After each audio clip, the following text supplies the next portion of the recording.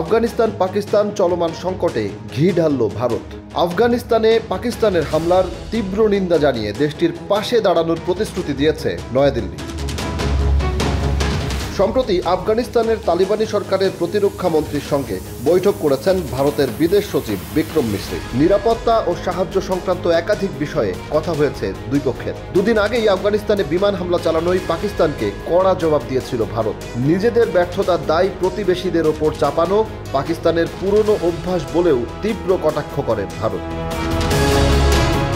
তালেবান পররাষ্ট্রমন্ত্রীর সঙ্গে বিক্রম মিশ্রির প্রথম বৈঠকে চাবাহার বন্দর থেকে স্বাস্থ্যক্ষেত্রে সহায়তা, ক্রিকেটের বিষয়ে আলোচনা হয়েছে বলে সূত্রের খবর। বৈঠকের ছবি এক্স হ্যান্ডেলে শেয়ার করেন ভারতের পররাষ্ট্র মন্ত্রণালয়ের মুখপাত্র রণধীর জয়সওয়াল।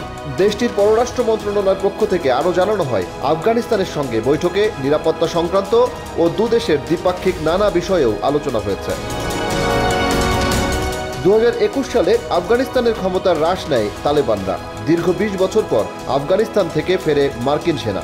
মার্কিন সৈন্য প্রত্যাহারের পর সে দেশের দখল নেয় তালেবানরা। সে থেকেই সেখানে সরকার গঠন করেছে তালেবান। বৈঠক প্রসঙ্গে রণধীর জয়সওয়াল জানান, আফগানিদের জন্য ভারত আগামী দিনেও স্বাস্থ্যসহ নানা ক্ষেত্রে সহায়তার হাত বাড়িয়ে দেবে। চাবাহার বন্দর দিয়ে বাণিজ্য অব্যাহত থাকবে বলেও জানানো হয়েছে। পাশাপাশি সে দেশের শরণার্থীদের পুনর্বাসনেও সাহায্য করবে নয়াদিল্লি। ভারতের পররাষ্ট্র মন্ত্রণালয়ের বিবৃতিতে জানানো হয়, ভারতের প্রতিশ্রুতি পেয়ে কৃতজ্ঞতা প্রকাশ করেছে আফগানিস্তান। এদিন দুপক্ষের মধ্যে ক্রিকেটের উন্নতি নিয়েও আলোচনা হয়। আফগানি যুব সমাজের মধ্যে ক্রিকেট খুবই জনপ্রিয়। ইরানের চাবাহার বন্দরকে ব্যবহার করে আফগানিস্তানের সঙ্গে ব্যবসা বাণিজ্য ও বিভিন্ন সহায়তার হাত বাড়িয়ে দেবে ভারত। আগামী দিনেও উন্নয়নমূলক বিভিন্ন কাজও করা হবে বলে জানানো হয়েছে ভারতের পররাষ্ট্র মন্ত্রণালয়ের পক্ষ থেকে। যদিও আফগানিস্তানের তালেবানি প্রশাসনে নারী পরাধীনতা নিয়ে উদ্বেগের কথা জানিয়েছে নয়াদিল্লি। নারীর অধিকার নিয়ে ও আফগানিস্তানে সংখ্যালঘুদের অধিকার নিয়ে উদ্বেগ প্রকাশ করেছে ভারত। তালিবানি প্রশাসনের তরফে নারীদের স্কুলে অফিসে যেতে বাধা দেওয়ার অভিযোগ রয়েছে। এমনকি পুরুষ ছাড়া কোনো নারী বাড়ির বাইরে বেরোতেও নিষেধাজ্ঞা রয়েছে তালেবান সরকারের। বৈঠকে ভারতের বিদেশ সচিব বিক্রম মিশ্রি ভারত ও আফগানিস্তানের জনগণের মধ্যে ঐতিহাসিক বন্ধুত্বের উপর জোর দিয়েছেন। উভয় পক্ষই ভারত সরকার কর্তৃক পরিচালিত মানবিক সহায়তা কার্যক্রমের মূল্যায়ন করেছে। এজন্য ভারত সরকারের প্রশংসাও করেছে আফগান মন্ত্রী। এই বৈঠকটি এমন এক সময়ে হয়েছে যখন ভারত আফগানিস্তানে পাকিস্তানের বিমান হামলার নিন্দা করেছে, যাতে বহু মানুষ নিহত হয়। এদিকে পাকিস্তান এবং আফগানিস্তানের যুদ্ধাংদেহী পরিস্থিতি আরও খারাপ পরিস্থিতির দিকেই এগোচ্ছে।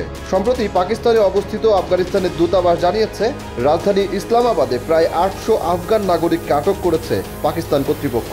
এর মধ্যে কিছু ব্যক্তি জাতিসংঘের শরণার্থী সংস্থায় নিবন্ধিত।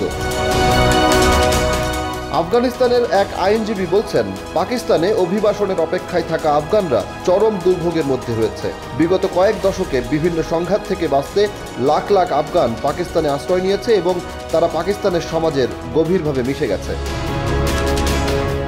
জাতিসংঘের শরণার্থী সংস্থার তথ্য অনুযায়ী পাকিস্তানে বর্তমানে প্রায় 15 লাখ আফগান শরণার্থী ও আশ্রয় প্রার্থীর পাশাপাশি ভিন্ন আইনি ব্যবস্থায় আরও 15 লাখের বেশি আফগান রয়েছে। যে শরণার্থীদের তাড়াতেই এখন পাকিস্তান এই ধরনের যুদ্ধাংদেহী মনোভাব নিয়েছে। যদিও পাকিস্তানের এই পদক্ষেপে বিন্দুমাত্র ছাড় দিচ্ছে না আফগানিস্তানও। আর এ কারণেই পাকিস্তান এবং আফগানিস্তান সীমান্তে যুদ্ধের এই পরিস্থিতি তৈরি হয়েছে, যা ভবিষ্যতে দক্ষিণ পশ্চিম এশিয়ার জন্যই কাল হয়ে দাঁড়াবে বলেই মনে করেন আন্তর্জাতিক সম্পর্ক বিশ্লেষকরা।